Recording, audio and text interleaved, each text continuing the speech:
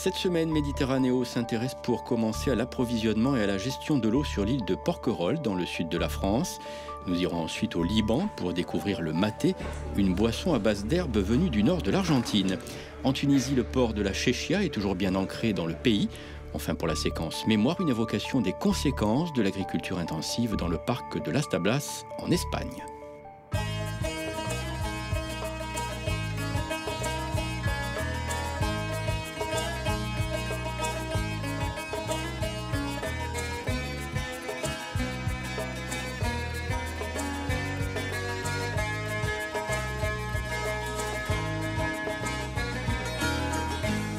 Pour les îles, l'approvisionnement et la gestion de l'eau sont des défis majeurs. Dans le sud de la France, Porquerolles n'est plus autonome en eau depuis la sécheresse de 2003.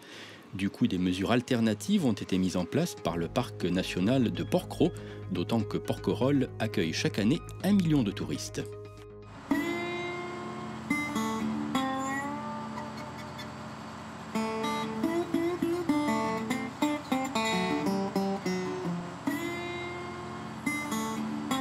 Tous les matins, d'avril à octobre, alors que les vacanciers dorment encore, le capitaine du Saint-Christophe prend la barre. Là, on a 400 mètres cubes d'eau douce. On part de Port-Petiot au Salin et on les amène au port de Porquerolles pour connecter dans le réseau de l'île. Aussi incroyable que cela puisse paraître, depuis la sécheresse de 2003, l'île de Porquerolles n'est plus autonome en eau potable. Et quel que soit le temps ou l'état de la mer, le Saint-Christophe doit donc traverser entre le continent et l'île pour livrer sa cargaison d'eau potable. On n'a pas trop de frein moteur là sur ce bateau, donc du coup on coupe la machine à l'entrée du chenal et on avance sur l'air du bateau quasiment jusqu'à notre place de quai. Une eau dont le prix de revient uniquement en transport est astronomique, 7 € le mètre cube. Mais il faut bien, l'été, contenter le million de touristes qui vient profiter de ce petit bijou. Dès qu'on arrive, le premier boulot, c'est on se connecte au réseau. Voilà, après, on envoie. Il y a 2-3 réglages à vérifier la pression pour envoyer dans le réseau. Et puis après, c'est parti. Après, c'est 10 heures de déchargement. Le précieux liquide est ensuite stocké dans ce bâtiment. L'eau, une ressource rare, longtemps quasi déserte, l'île abrite aujourd'hui quelques dizaines d'habitants et des activités agricoles et viticoles. Pas de cours d'eau permanent et pas de source connue. Seule solution naturelle, la pluie. Mais même l'hiver, à Porquerolles, il pleut très peu ou alors trop fort. Martine, garde du parc, le constate tous les matins. Ici à Porquerolles, nous faisons des relevés depuis 1977. Ce sont des relevés à titre interne. Voilà. Donc chaque matin, un agent vient, fait les relevés, donc température maxi, mini, pluviométrie, rosée et évaporation. 40 ans de relevés d'hygrométrie pour comprendre qu'il pleut en moyenne chaque année 600 mm, mais les pluies sont inefficaces. On peut voir que durant 4 mois, c'est-à-dire que juin, juillet, août, septembre, nous avons eu pratiquement pas d'eau. Les mois précédents, donc c'est le mois de avril et mai, nous avons eu un peu de pluie, mais beaucoup aussi de vent. Donc beaucoup d'évaporation, donc l'effet n'a pas été bénéfique par rapport à la nappe. Donc bonjour à tous et bienvenue à Porquerolles, bienvenue à la Maison du Parc. Je me présente, je m'appelle Virginie, je suis agent au Parc national de Porquerolles et je vais être votre guide pendant une partie de cet après-midi.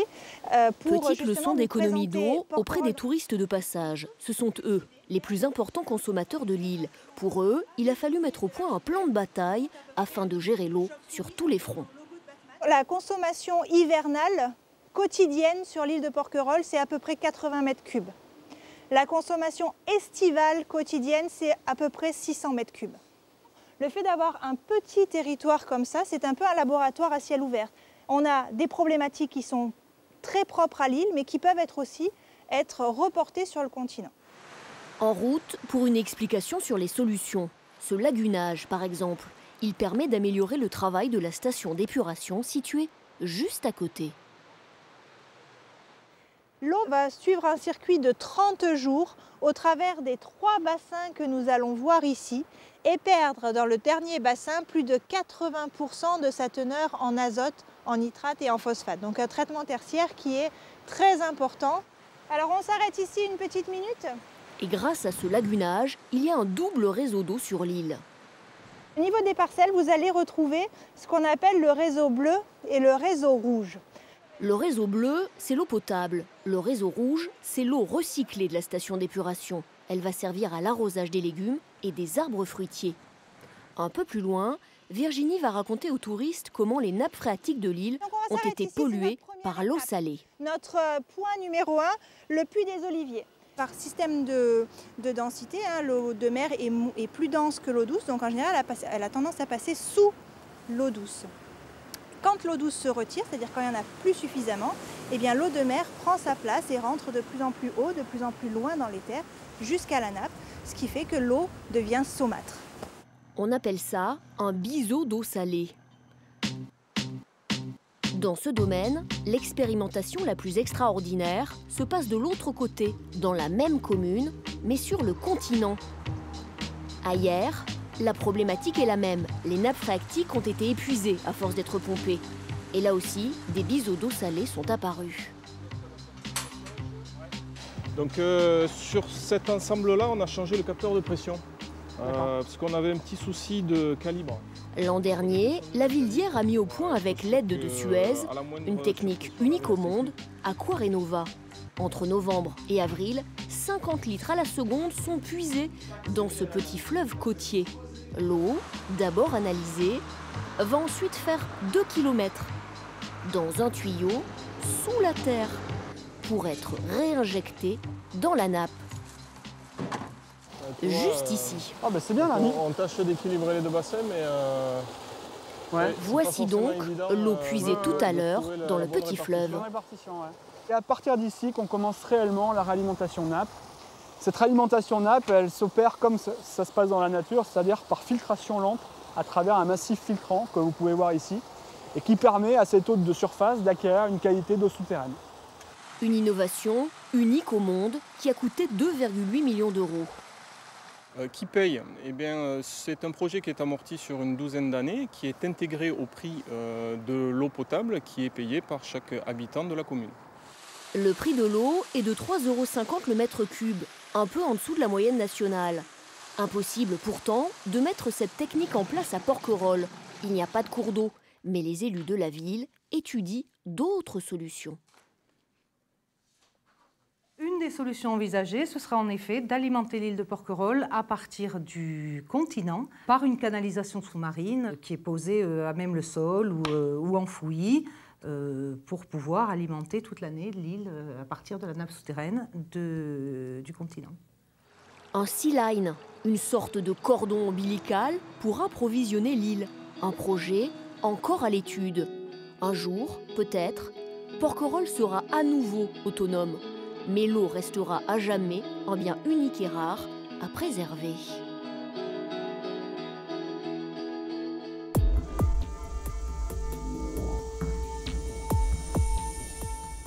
Conçu à base d'herbe, le maté est la boisson par excellence des Argentins. Fuyant les différentes guerres, des milliers de Libanais se sont établis en Amérique du Sud. Quand ils sont revenus au pays, ils ont initié leurs proches à l'art du maté. Aujourd'hui, la boisson latino-américaine se déguste au pays du cèdre.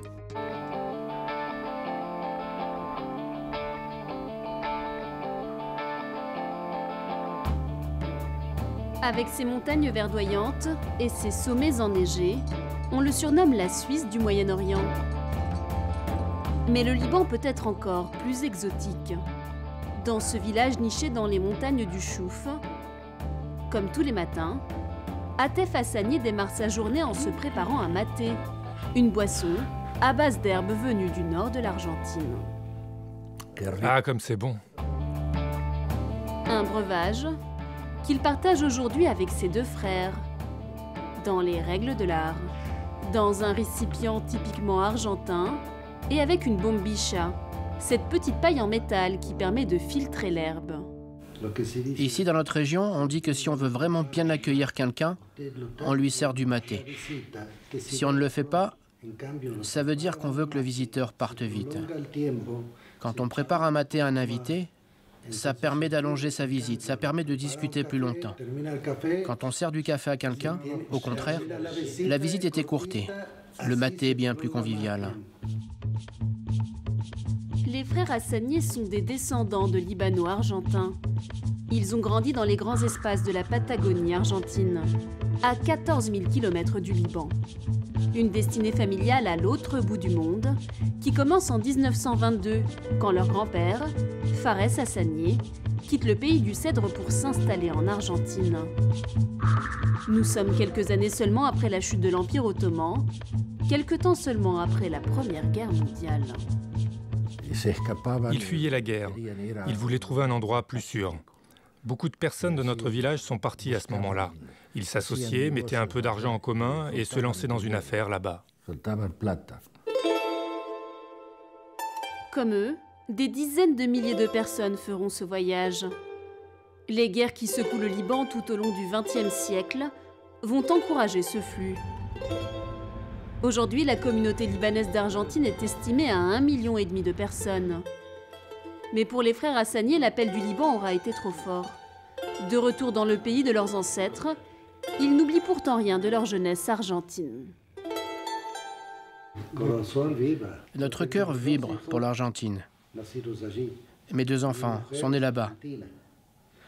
Ma femme est argentine. Et mes neveux sont nés là-bas aussi. Ils ont étudié là-bas. Oui, on pense toujours à l'Argentine. Pour être au Liban tout en étant un peu en Argentine, les Hassanieh se sont lancés dans le commerce du maté, justement. Dans leurs entrepôts, depuis 26 ans, l'herbe argentine se décline sous toutes ses formes. En vert, ce sont les paquets de maté doux. À droite, en rouge, c'est le maté plus amer, plus fort. Ici, c'est du maté au citron. Est-ce qu'on peut dire que le maté est devenu une boisson libanaise? Oui, les gens ne peuvent plus s'en passer ici. En tout, les 3 frères importent 850 tonnes de maté chaque année. Pour fidéliser cette clientèle du bout du monde, les Argentins sont prêts à tout. Ces services à maté ont été faits spécialement pour eux, gravés en arabe.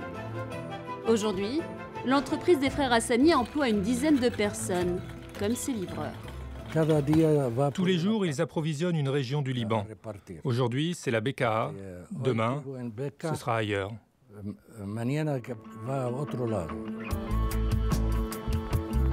Parmi les inconditionnels du maté au Liban, il y a Wissem Hamden. Lui n'est jamais allé en Argentine, mais son oncle y a longtemps vécu. Depuis, il voue un culte à ce pays et à son maté, au point de lui faire une place de choix dans la carte de son restaurant. Alors on fait du maté chino. C'est l'équivalent du cappuccino, mais avec du maté à la place du café. On fait du maté chai, du maté latte. On sert du maté traditionnel, mais aussi du maté aux fruits de la passion, au citron ou à la pêche. Pari réussi. Entre thé oriental et narguilé, la boisson a trouvé sa place ici. Comme beaucoup de Libanais du Chouf, ses clientes ont de la famille en Argentine. Ce sont leurs proches qui les ont d'abord initiés à la boisson. On vient assez souvent ici, 1 à 2 fois par mois. Le maté nous rassemble, sans doute parce qu'on en prend un, qu'on fait circuler entre nous. Je trouve ça beaucoup plus chaleureux que si on buvait autre chose. Il vaut mieux boire un maté qu'un café ou un thé. Le maté comporte beaucoup moins de caféine. C'est bon pour la santé, c'est de l'eau, c'est bon pour le corps. J'espère un jour aller en Argentine, voir si leur maté est meilleur que celui qu'on consomme ici au Liban. Signe que les Libanais se sont désormais approprié la boisson, Wissem Hamden improvise de nouvelles recettes à base de maté. C'est une recette maison. On appelle ça le col maté tereré. C'est très rafraîchissant. C'est un mélange de lait, de maté et de sirop sucré. Les gens aiment bien boire cette boisson, l'été surtout. C'est rafraîchissant.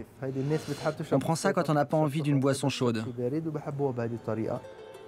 Un cocktail aux notes orientales et sud-américaines. Le symbole d'une histoire méconnue entre le Liban et la très lointaine Argentine.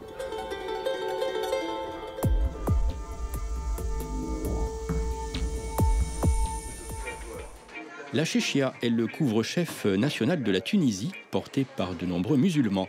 Les secrets de sa fabrication continuent à se transmettre de génération en génération au cœur de la Médina de Tunis.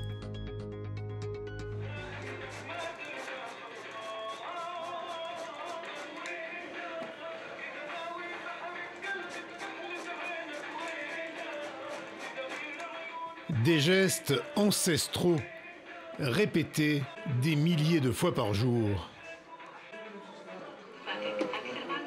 Un soin extrême pour la fabrication de ces chéchias, le chapeau de feutre emblématique de la Tunisie, arrivé d'Andalousie au XVIIe siècle.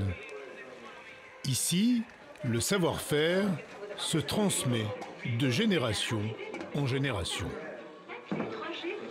J'essaie de former des jeunes, vous voyez comme ce sont mes deux fils. Donc,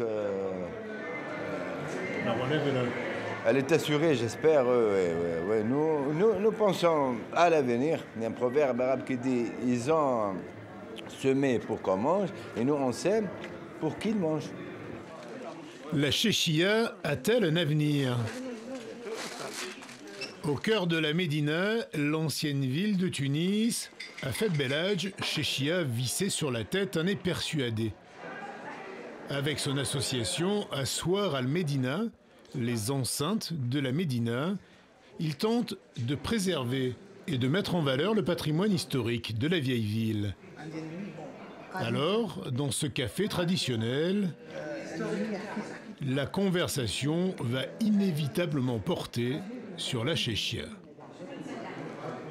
Je l'ai beaucoup porté pendant un certain temps et là, en ce moment, il y a un petit répit, un retour vers des bérets. Et des choses. Donc il faut que ça revienne à la surface. Les nouvelles technologies au secours de la tradition. C'est sur les réseaux sociaux qu'Assoir al-Médina veut promouvoir la chéchia en lançant une opération originale. C'est de partager des photos avec la chéchia en lui ajoutant un hashtag.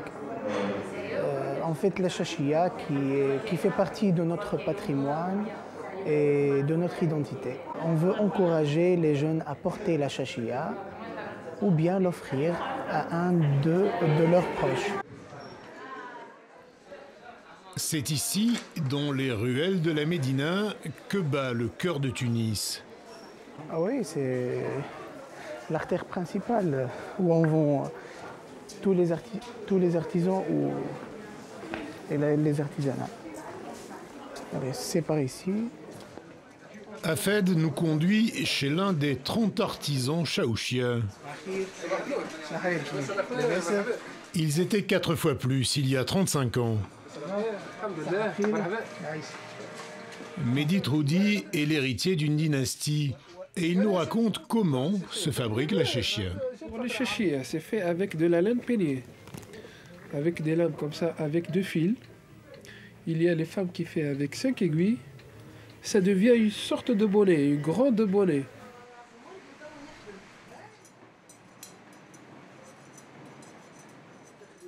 Les tricoteuses, comme Aïcha Garbi, travaillent chez elles, avec des laines importées, parfois d'Australie ou de Chine.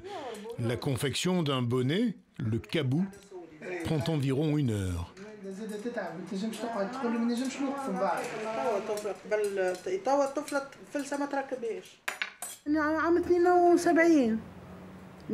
Je tricote ces bonnets depuis 1972.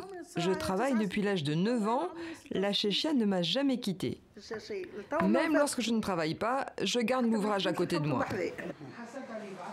Et chaque jour, depuis 43 ans, Madame Aïcha tricote 4 à 5 cabousses qui, après de multiples opérations, seront transformées en chéchia. La chéchia est fabriquée juste en Tunisie. Il n'y a aucun pays qui fabrique, juste en Tunisie. Même les Chinois, ils ne fabriquent pas. C'est ça. Le seul produit que les Chinois ne sont pas capables de faire. Parce que ça demande beaucoup de travail. Et ce n'est pas un travail en série. Alors, il y a des tâches. C'est un travail qui est à la main.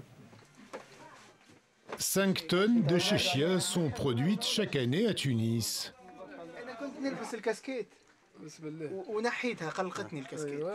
La plus grande partie est exportée vers la Libye et d'autres pays africains. Seuls 5% finissent sur la tête des Tunisiens. Très bien. Ça va, et là, une autre en réserve. Toujours en réserve. Toujours. Ouais. Et vous la mettez tout le temps? Vous la portez non, pas tout le temps. En hiver, c'est tout. Mais en été, on enlève la chachia. Vous en vendez beaucoup? Alhamdulillah, ça va. Pour l'offre, c'est moins que la demande. Oui. C'est ça. On a besoin d'ouvriers beaucoup plus.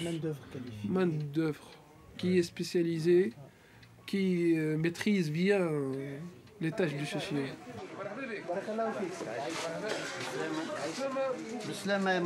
Pour attirer une nouvelle clientèle, la chéchia se décline aujourd'hui pour les femmes aussi, en plusieurs couleurs pour s'adapter au goût et aux coutumes de chacun, pour réveiller une tradition en déclin, malgré les nombreux avantages de la chéchia. On porte tous les jours, oui. On se sent bien. On n'oserait pas l'enlever, pourquoi? Parce que c'est déjà, ça chauffe, voilà, pour cette raison-là. Et puis la beauté. Il a aussi côté beauté, côté tradition, pour plusieurs raisons, comme on dit chez nous, voilà. Il y a encore quelques décennies, tous les hommes de Tunis, ou presque, portaient la chéchia. Aujourd'hui, elle cohabite avec béret et casquette.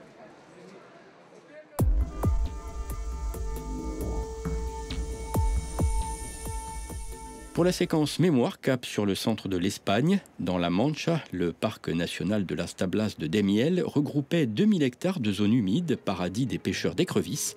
Depuis, le site a été asséché par une agriculture intensive et dévastatrice.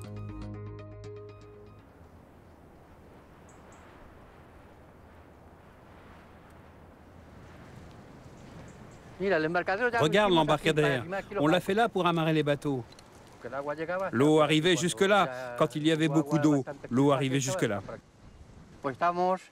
On était 300 familles organisées en une société. Alors par semaine, on prenait 14 ou 15 tonnes d'écrevisses qui partaient pour Madrid. Ça dépendait comment étaient les étés. On prenait beaucoup d'écrevisses, mais on a commencé à assécher le fleuve Guadiana et finalement le fleuve a été complètement asséché. Aujourd'hui, l'eau a disparu. Las Tablas de Daimiel, 2000 hectares de zones humides classées parc national, complètement à sec. Depuis quelques jours pourtant, l'eau revient dans une partie du parc. L'urgence est apparue cet été quand la tourbe desséchée a pris feu dans le sol. Il a fallu détourner en catastrophe cette canalisation d'eau pour noyer l'incendie. Mais il s'agit maintenant de remettre en eau toutes les tablasses. Une autre énorme conduite est en construction pour approvisionner artificiellement le parc national, car sa source d'alimentation naturelle a aujourd'hui complètement disparu. Voilà à quoi ressemble le lit du Guadiana aujourd'hui. Des pièces de terre cultivées ont remplacé l'eau qui courait vers le parc. En cause, la nouvelle agriculture qui a remplacé les cultures traditionnelles. Là où il y avait des chênes verts, on trouve maintenant des vignes, des étendues de maïs ou de blé. Dans tous les champs, des puits qui vont chercher l'eau, des rampes d'arrosage démesurées qui ont fini par pomper la nappe d'eau souterraine qui alimentait le fleuve Guadiana. On peut toujours remplir artificiellement les tablasses avec une eau qui vient d'ici ou là. Mais ça ne redeviendra jamais le parc qu'on a connu tant qu'on ne fera pas renaître le Guadiana, pour que ce soit l'eau de ce fleuve qui alimente le parc. Alors, sous la pression des associations et de l'Europe, l'État a reconnu son erreur. À Madrid, le directeur des parcs nationaux plaide coupable. C'est un échec collectif pour la société, aussi bien pour les agriculteurs que pour les politiques, ainsi que pour les gestionnaires du milieu naturel. Nous n'avons pas su conserver les tablasses dans leur état original. Depuis 2 ans, un plan spécial est mis en place pour récupérer la nappe souterraine. L'État rachète des terres agricoles pour les soustraire à l'arrosage et entreprend une reforestation en chêne vert, peu gourmand en eau. Mais surtout, il faut repenser l'agriculture. Il ne s'agit plus d'avoir les mêmes cultures et de chercher de l'eau pour ces cultures, mais de trouver des espèces qui consomment moins d'eau et de compenser les gains de production pour que les agriculteurs arrêtent de consommer toute cette eau. L'État rachète également les droits de l'eau des agriculteurs et va installer des compteurs sur les puits pour contrôler les quantités utilisées. Ces mesures seront-elles suffisantes pour faire renaître les tablasses de Daimiel? Le parc commence à se remplir grâce à la canalisation. Les passerelles pour les visiteurs ont de nouveau les pieds dans l'eau et la nette rousse, le canard au bec rouge emblématique du parc, est de retour.